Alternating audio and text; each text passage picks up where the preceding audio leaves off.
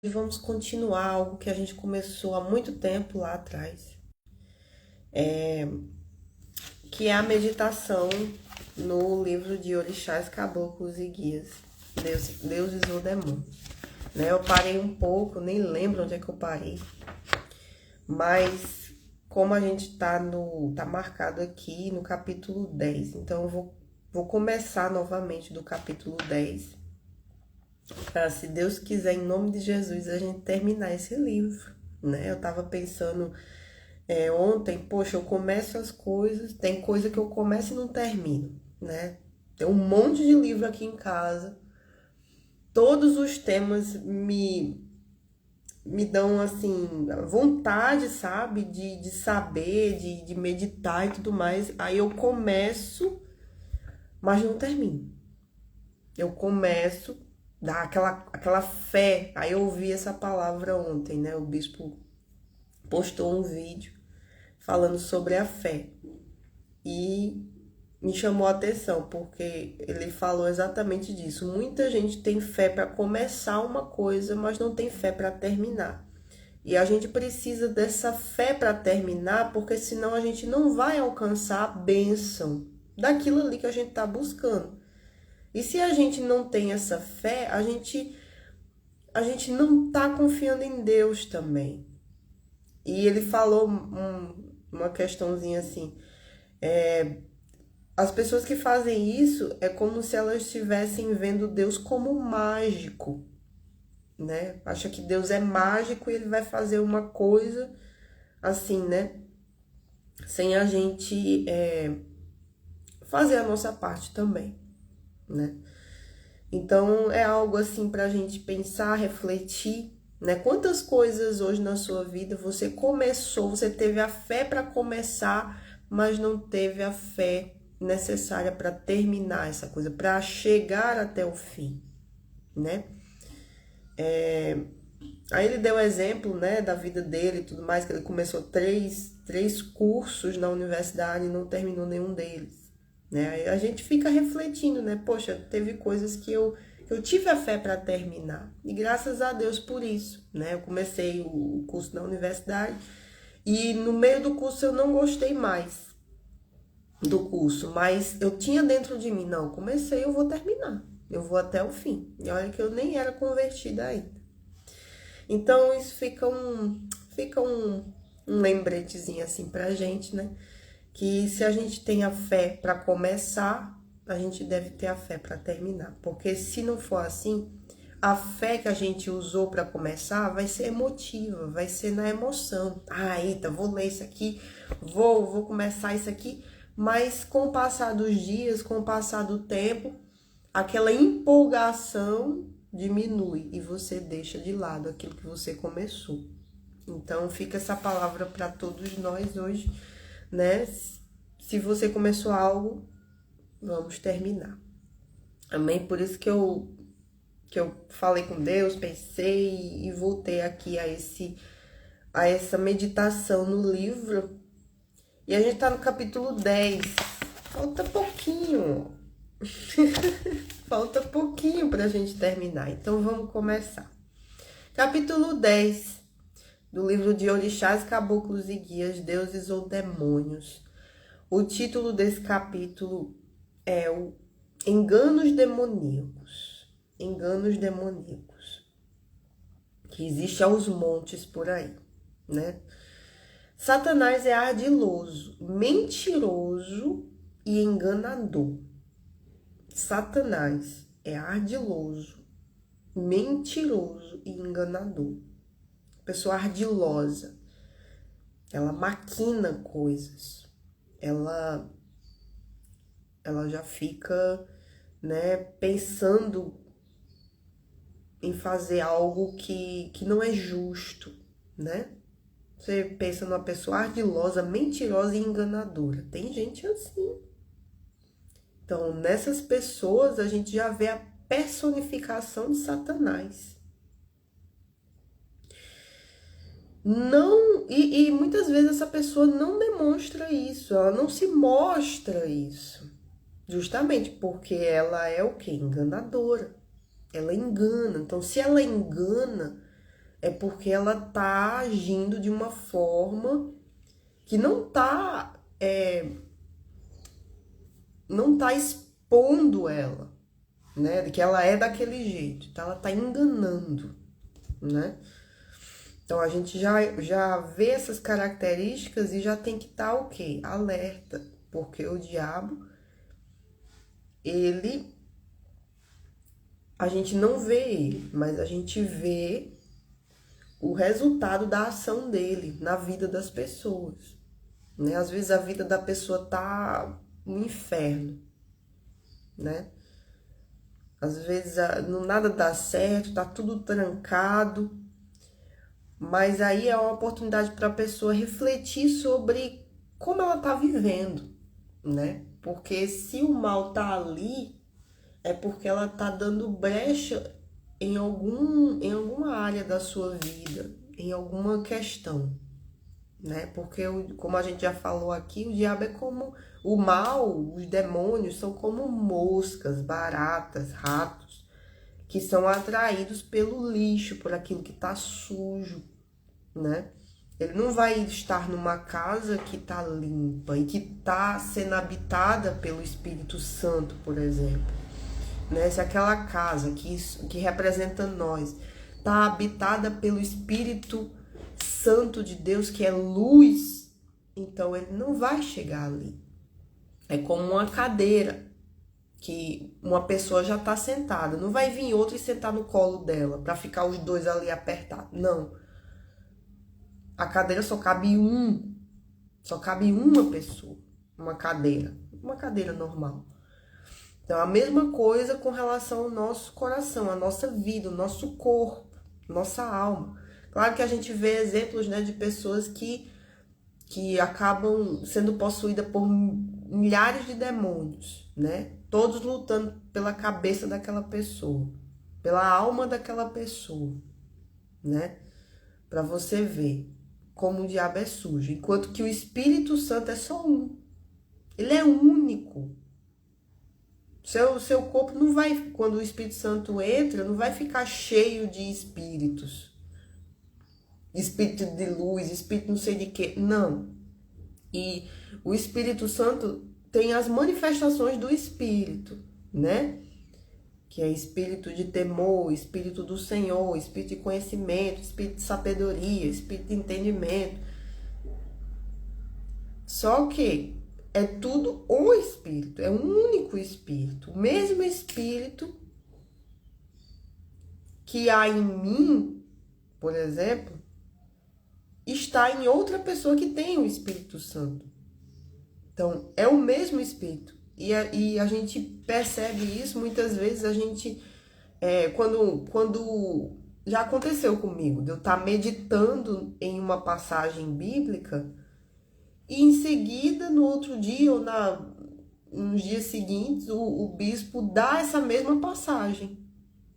Ou eu tenho um questionamento aqui, eu falo com Deus e outra pessoa vem e mostra aquilo que eu estava falando com Deus, pensando com Deus. É como uma resposta, é como Deus respondendo. Claro que a gente precisa estar bem focado nisso, a gente precisa estar em espírito para que isso seja possível e a gente não se engane também, né? Porque o diabo, querendo ou não, o diabo tá ouvindo o que a gente tá falando com Deus.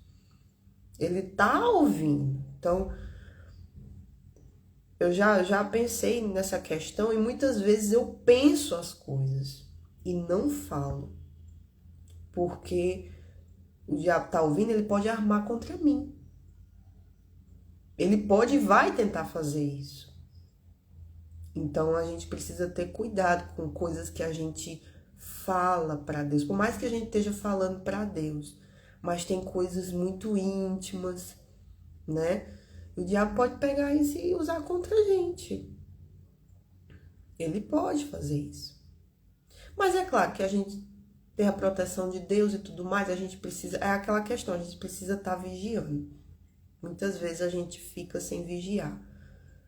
E a gente não pode ficar sem vigiar. A gente precisa estar alerta e receber a direção que vem do alto, o que está escrito na palavra, a obediência. Isso é importante. Então, voltando aqui, por quê? Porque a gente está lidando com um inimigo da nossa alma que é ardiloso, mentiroso e enganador. A gente está lidando com um ser que já viveu milhares de anos-luz para trás, ou seja, desde o princípio. Então, ele sabe de muita coisa. Ele já esteve no céu. E ele sabe como ser anjo de luz, como está escrito aqui que a gente vai ler agora. Não é à toa que a palavra de Deus diz que ele chega mesmo a se transformar em um anjo de luz para tentar enganar os escolhidos de Deus. Então, ele não vai se transformar num anjo de luz para enganar quem está fora, quem ainda não se voltou para Jesus, quem ainda não recebeu o Espírito Santo. Ele vai tentar enganar quem está dentro, quem está inserido na família de Deus já, quem tá buscando o Espírito Santo, quem tá querendo ser cheio do Espírito Santo, quem tá buscando as coisas de Deus, quem tá ali, quem é escolhido de Deus. Ele quer tirar esses, porque os outros já tá sendo dele. O trabalho dele é só manter aquela pessoa ali. Mas aí, para os escolhidos, ele tem que se esforçar mais. E muitas vezes ele se disfarça de anjo de luz. Ele se disfarça. Então, não é que a gente vai ver um anjo, mas ele se disfarça através das pessoas que o servem, que estão fazendo a vontade dele, que estão deixando brechas. E gente que muitas vezes está dentro da igreja. Porque para enganar um escolhido de Deus, ele tem que ser o quê? Ardiloso. Ele tem que maquinar, ele tem que projetar, ele tem que pensar. Eita, como é que eu vou chegar naquela pessoa? Aí entra a questão dele observar a pessoa e ver aquilo que ela aspira, aquilo que ela, né, o jeito dela, de que forma ela pensa, o que ela fala, ela é assim, ela, entendeu? Ele estuda a gente, porque ele não pode saber os nossos pensamentos, só quem sonda os nossos pensamentos é Deus, tá escrito. Ele vê o nosso interior, Deus, ele sabe de tudo, então não tem como a gente esconder nada de Deus.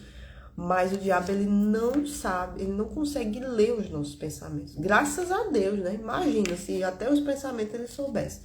Mas, por conta disso, ele tem que estudar o quê? Ele tem que observar a presa. É como um leão. E a palavra de Deus diz que o diabo é como um leão que anda ao derredor só esperando o momento de tragar aquela pessoa.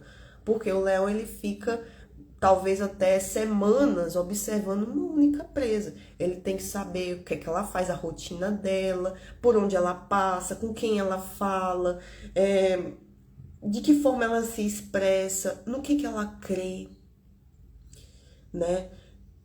De que forma ela age, como é que ela tá agindo, o que é que ela faz, de que forma ela faz. Então, a partir daquilo que a gente faz, ele já vai deduzir de que forma a gente pensa. E ele vai usar isso contra a gente.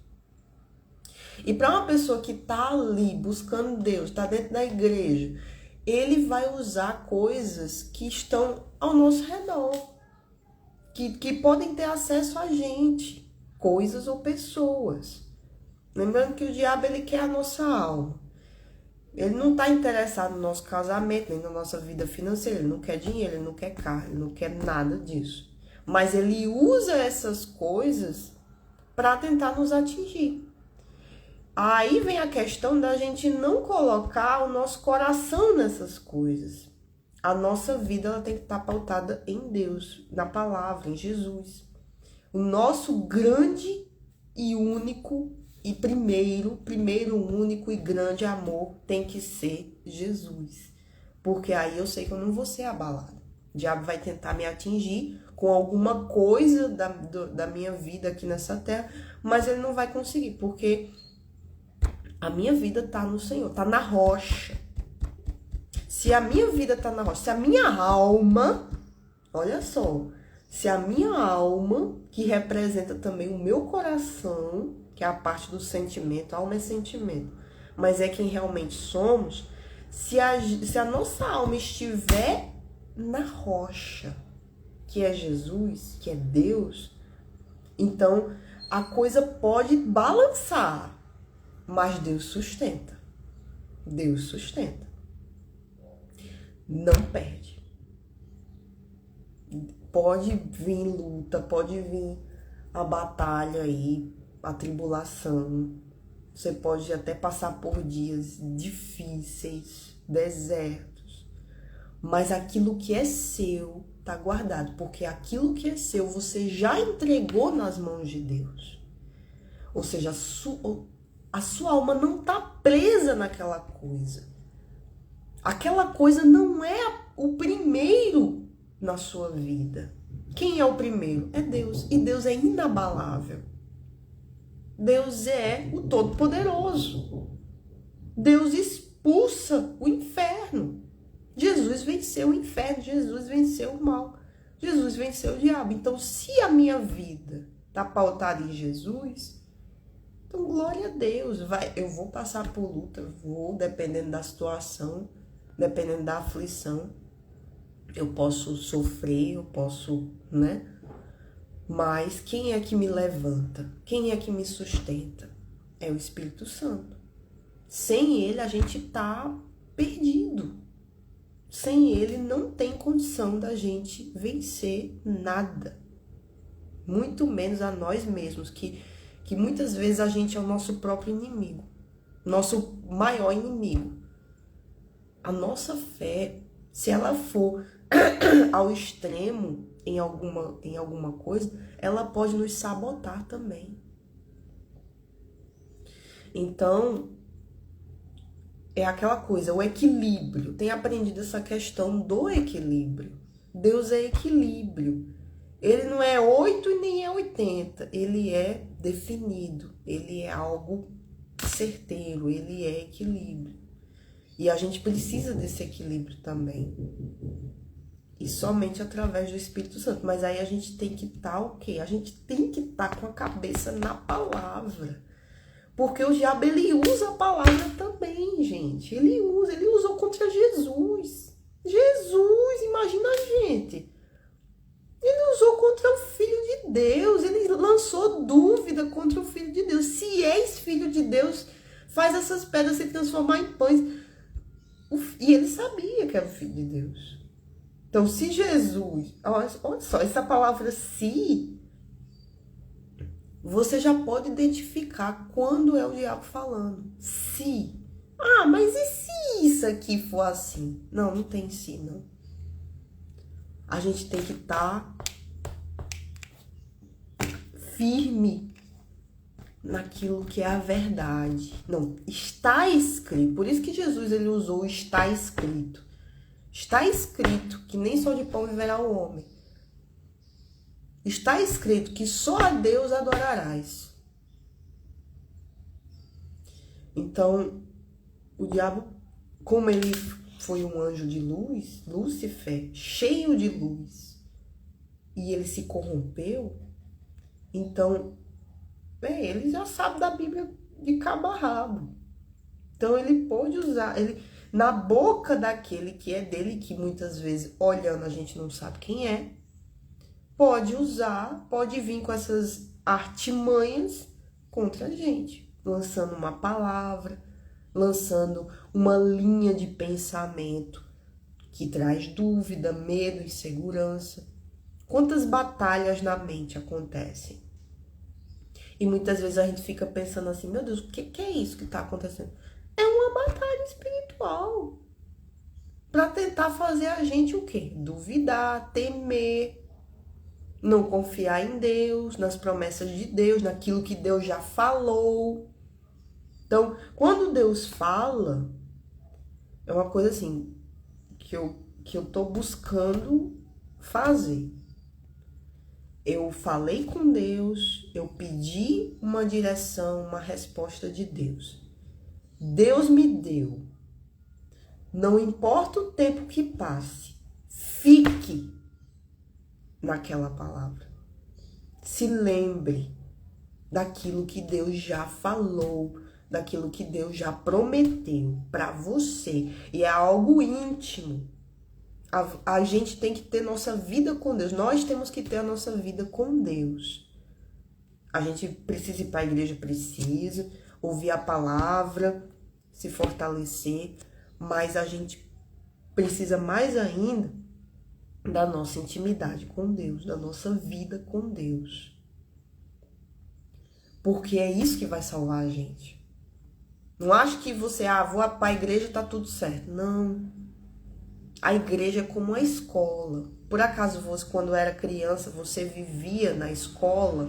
Você morava na escola? Não. Você ia para a escola, passava um tempo lá e ia para casa. E muitas vezes os professores, quando tinha criança muito bagunceira, eles chamavam os pais e diziam o quê? Olha, aqui é apenas uma instituição de ensino. O ensino maior é dentro de casa. Questão de caráter, educação, é aquela coisa, vem de berço. Então, tudo isso daí, para formar uma criança, um adulto e tal, em caráter, é dentro de casa. É ensinando em casa. É no íntimo. É entre pai e filho. É no cotidiano, é como os pais agem, os filhos estão observando. Eles estão ali aprendendo em silêncio com isso daqui. A escola apenas forma, assim, para você, né, lá na frente poder ser alguém, né? Mas o ser alguém ainda mais é dentro de casa, porque a pessoa pode ter um monte de diploma, um monte de coisa, ser muito inteligente. Mas se não tem o básico, que é aprendido dentro de casa, pode ser que lá na frente ela nem consiga um emprego, porque não vai saber se portar, não vai ter aprendido aquilo que é bom para a pessoa se desenvolver, né, entre as pessoas, né? Enfim, o que eu tô querendo passar é o quê? Que a coisa acontece no íntimo. Então, tem um momento da gente estar em conjunto, mas o alicerce é no íntimo, é tanto que a fé é o firme fundamento das coisas que se esperam. Firme fundamento. Quando a gente pensa em fundamento, a gente pensa o quê? Numa casa ou num prédio, uma construção que tem fundamentos. Primeiro se cava um buraco bem fundo para colocar os pilares, os fundamentos. Porque se não houver isso, vai desmoronar. É a casa feita na areia, como a Bíblia diz. Mas não, tem que ser na rocha. Porque aí vem os ventos, vem os tsunamis, vem a coisa... E não, a casa tá ali ainda. Porque tá firmada numa rocha. Então é a mesma coisa. A nossa vida espiritual, a nossa vida com Deus, ela tem que começar no íntimo. Para depois sair o resultado. É aquela coisa que Jesus fala sobre a nossa intimidade com Deus. Entra no teu quarto, fecha a tua porta e fala com teu pai em secreto. E o teu pai que te vê em secreto vai te recompensar publicamente. Ou seja, o resultado é depois. Então, com Deus é tipo isso. Primeiro eu creio para depois eu ver. Então, eu tô... Como o Salmo diz, aguardando em silêncio a salvação do Senhor. Agora a gente não vê a salvação, mas ela vai se manifestar naquele dia. Mas primeiro eu tenho que me preparar para eu ter esse galardão para mim. Primeiro eu tenho que me preparar. Porque quando chegar no dia eu só vou receber. Então, se a gente der uma boa olhada, uma boa pensada, as coisas são assim. Para você ver, então, todo mundo tem fé. Mas há uma fé que me salva. É a fé que eu empenho nele. Na minha vida com ele, na minha intimidade com ele. Eu não vejo, eu não o toco, muitas vezes eu não sinto nada. Mas eu creio, eu sei. E porque eu creio, eu faço. Eu separo o meu momento com Deus. As coisas que eu me preocupo é o quê? Em estar orando, em estar meditando, em estar jejuando. Como é que tá meu jejum? Como é que tá minha oração? Como é que tá? Entendeu? Então, as preocupações do mundo ficam em segundo. Porque em primeiro não. Em primeiro a minha vida com Deus. E é isso que sustenta a gente. É isso que a gente tem que preservar. Então, para ficar bem firmado aí na nossa mente, esse cuidado que a gente tem que ter com a nossa vida espiritual, que é essencial, porque existe um tubarão dentro do aquário. Satanás, ele pode se transformar em anjo de luz para nos enganar. E ele vai querer enganar quem está inserido nas coisas de Deus, quem está buscando Deus, quem está querendo salvação. Porque o objetivo dele é esse, evitar isso. Ele quer atingir Deus, ele odeia Deus, então ele odeia a gente também, mais ainda. Então, a gente para por aqui para não ficar muito longo o vídeo, tá? A gente só leu 4 linhas, tá?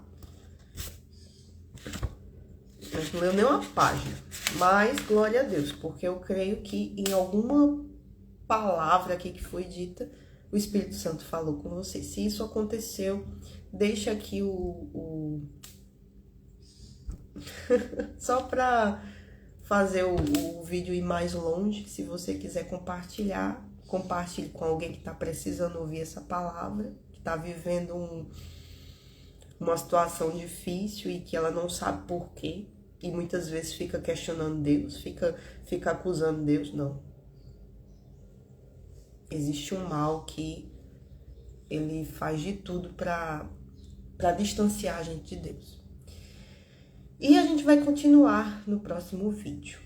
Amém? A gente vai terminar esse livro em nome de Jesus, para a glória de Deus. Por quê? Porque a bênção está no final. Amém? Deus abençoe a sua vida e até a próxima.